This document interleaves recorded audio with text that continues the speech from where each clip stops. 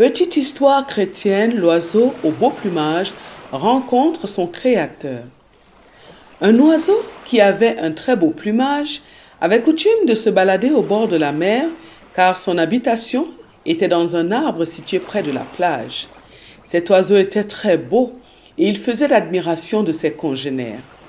Chaque jour, il se baladait au bord de la mer afin que ceux qui étaient sur la plage admirent son beau plumage.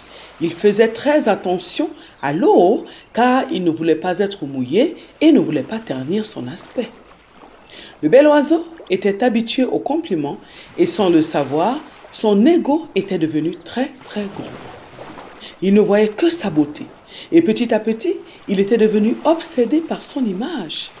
Il se voyait plus beau que tous les autres oiseaux et il passait son temps à prendre soin de son plumage. Un jour, il vit un autre oiseau avec des belles teintes qui recevait des compliments de la part des autres oiseaux du coin. Il n'avait jamais vu cet oiseau et il se posa 1000 questions. D'où venait cet oiseau qui venait prendre sa place, qui venait recevoir les louanges à sa place? Il devint donc jaloux de l'autre oiseau qui prenait soudain sa place. L'oiseau au beau plumage perdit alors son sommeil. Il ne dormait plus, il ne mangeait plus, il ne se promenait plus au bord de la mer comme il avait coutume de le faire, mais il allait seul vers la montagne pour se cacher car il ne se voyait plus beau comme avant, bien que son beau plumage n'ait pas changé d'aspect. Il commença à dépérir car il se laissait aller. Mais un jour, pendant qu'il était sur la montagne, il entendit un grand bruit qui attira son attention. Il se dirigea alors vers ce grand bruit qui avait réveillé sa curiosité. Et quelle ne fut pas sa surprise! Il vit un très grand oiseau, enveloppé d'une grande lumière blanche et qui était d'une beauté incomparable, une beauté à couper le souffle. L'oiseau, au beau plumage, n'en revenait pas. Il n'avait jamais rien vu de semblable. Il lui fallut quelques minutes pour réaliser qu'il était là, debout, face à cet oiseau magnifique. Il resta là, un moment, à admirer ce merveilleux spectacle, quand tout à coup, il fut obligé de sortir de sa transe en entendant le grand oiseau s'adresser à lui. Le grand oiseau lui dit ceci: « Pourquoi es-tu rempli de jalousie? Et pourquoi te vois-tu comme le plus bel oiseau de la terre? Ne sais-tu pas que la beauté n'est pas tout? Tu dois t'attacher plus à ce que tu as à l'intérieur de toi qu'à ce que tu as à l'extérieur. Si tu prenais plus soin de ton intérieur, tu serais plus fort dans ton cœur et tu ne pourrais pas envier ton prochain. Regarde comment tu es en train de dépérir à cause de ta jalousie.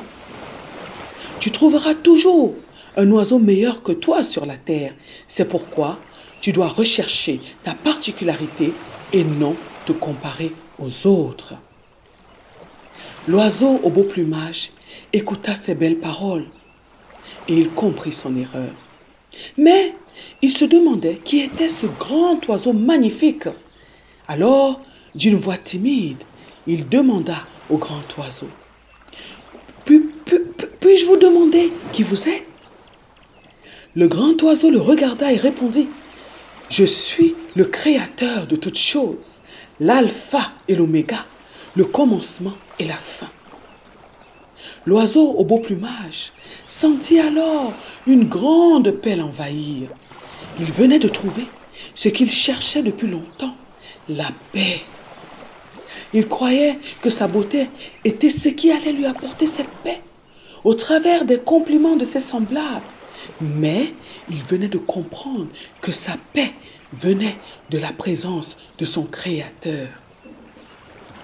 L'oiseau se prosterna instinctivement devant le grand oiseau et tout d'un coup, il retrouva toute son énergie, toute sa beauté, tout son bien-être. Une grande joie remplit son cœur et lorsqu'il leva les yeux, il ne vit plus le grand oiseau.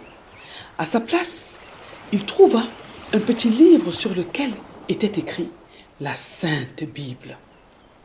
Il rentra à la maison avec ce petit livre qu'il commença à lire.